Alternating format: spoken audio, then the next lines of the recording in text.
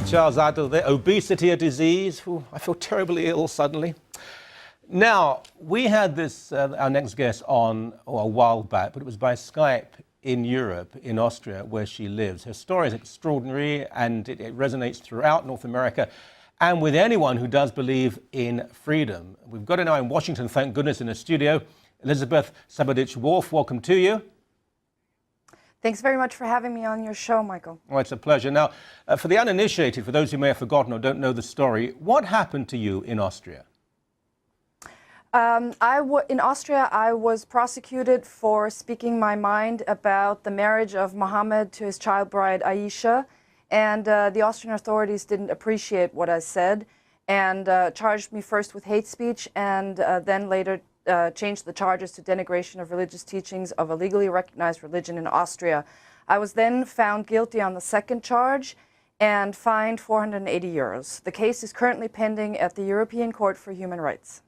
Now, from what I read of what you said, you merely reiterated what is described as being what happened in the life of Muhammad. You barely even commented on it.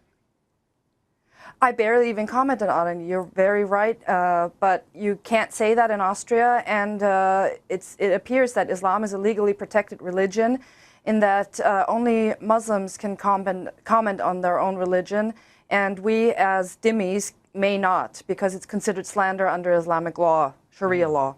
Well, you can say it on Sun News because you're merely describing what is recorded in Quranic text, that Muhammad married a young person. That's correct. Muhammad married his child bride Aisha when she was 6 and consummated the marriage when she was 9. And what I said in Austria, and I'm glad I'm here in the United States where I'm protected from, by the First Amendment, in Austria I actually asked someone, well, what do you call it if not pedophilia? Yeah. What other word can we use? Now, do any Islamic theologians deny that the marriage took place when she was 6 and consummated when she was 9? Actually, no. There are some fringe groups in Austria and around the world who try to tell us that she was actually 19 and all the hadith are wrong.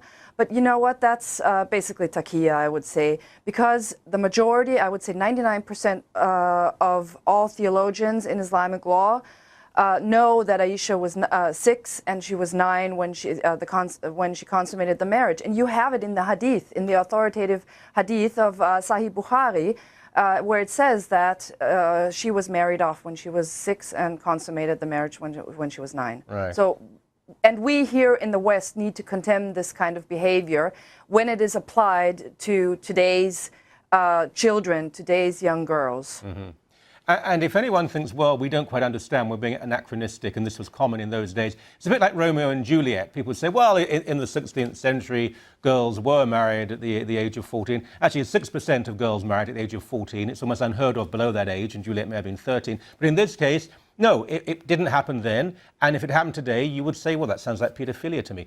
So you got in trouble for speaking. I would say so too. Yeah. So you got in big trouble legally for speaking the truth in Austria. So what are you doing in the United States? Are you causing more trouble? No, I'm not causing any trouble. I never did. I never will, because unless you think that speaking the truth is causing trouble, because some people may think that, some authorities may think that, the NSA may think that, but I don't, because I still believe in the First Amendment. I believe in the right to free speech. What I'm actually currently doing in the United States is that I'm wrapping up a week-long series of speeches and presentations that I am giving and have been giving. And I was up in Boston at a synagogue speaking there, which I enjoyed very much because it was the first time ever in a synagogue for me. I then traveled down to New York, where I gave a presentation for the Lawfare Project. And now I'm in Washington, D.C., where I'm speaking up on the Hill today, doing a presentation on the Organization for Security and Cooperation in Europe.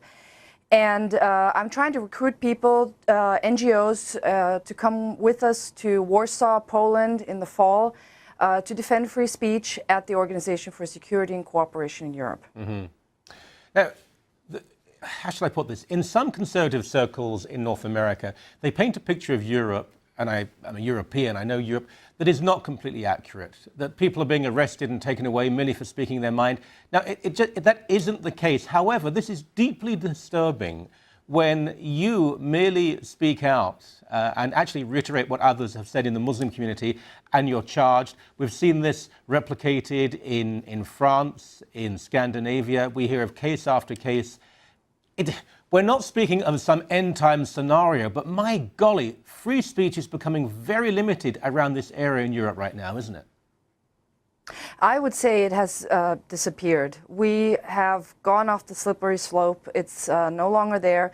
There is no free speech unless you consider what is free speech to be just the Sunday talk of the president. You can say anything you want except for. And I don't consider that free speech. For me, free speech is not freedom of speech, but, or however. Freedom of speech is speaking your mind and saying whatever you want, even if it is offensive. Just what I don't accept is the call to violence, but anything else goes. Well, that's already covered by law, and we have in this country too. If you call for an identifiable group to be physically attacked, to be harmed, and then quite rightly the law can come after you. Otherwise, and you know this better than I do, Islamic groups, Islamic bloggers, and the like, they say the most hideous things, and they're seldom prosecuted, and they're never persecuted. But if anyone challenges them back by speaking the truth, as in your case, then the full force of the law will come after that person. We've got about 10 seconds left. The United States, to a degree Canada, we still have freedom of speech to an extent, but we seem to be losing it, not gaining it. You are very right. I have said to some of my colleagues here in Washington, D.C., every year that I come here to the United States, because it's an annual trip, the situation deteriorates. And this is just mind-boggling, it's scary, and something needs to be done about it. So wake up, people. We need to fight for free speech. You're doing wonderful work. You're very brave, and I admire you for it. Thank you very much indeed. I appreciate it. Thanks, Michael.